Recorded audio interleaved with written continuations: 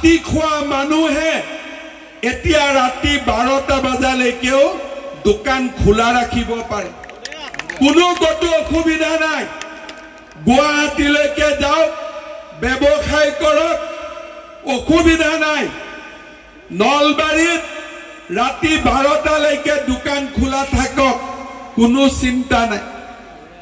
এনেকুৱা এটা দিন মোৰ বয়স 55 বছৰ হ'ল অসম আন্দোলনৰ বুকুত আমি জন্ম হৈছিল অসম আন্দোলন যেতিয়া আৰম্ভ হৈছিল তেতিয়া মই ক্লাস 5ত আছিল ক্লাস 5ৰ পৰা মই লৰা ছোৱালীৰ বাপেক হলো কোনো এটা বছৰ দেখা নাই যত বোমা ফুটা নাই গুলিয়াগুলি হোৱা নাই কোনোবা অসমীয়া যুৱক যুৱতী শহীদ হোৱা নাই কোনোবা মাতৃৰ বুকু খুদা হোৱা নাই অসমত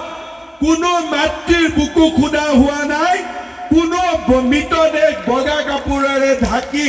কাৰো ঘৰলৈ অহা নাই এইখন নতুন অসম আমি নিৰ্মাণ কৰিব বিচাৰিছো এইখন নতুন অসমত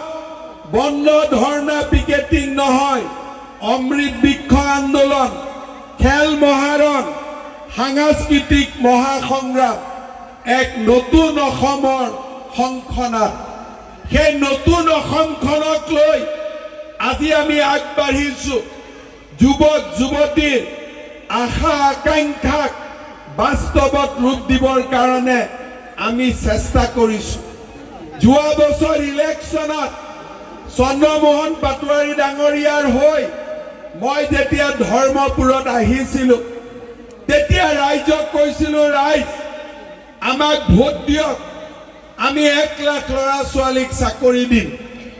মোক কোনেও বিশ্বাস কৰা নাছিল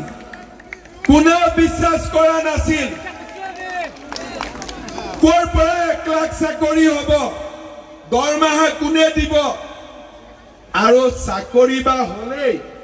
টকা পইচা দিলেহে চাকৰি পাম নহলে ক'ত চাকৰি পাম আজি 3 বছৰ হ'ল 1 লাখ লৰা ছোৱালীয়ে চাকৰি পালে কোনো লৰা ছোৱালীয়ে কাকো 1 টকাও ঘোষ দিবলগীয়া হোৱা নাই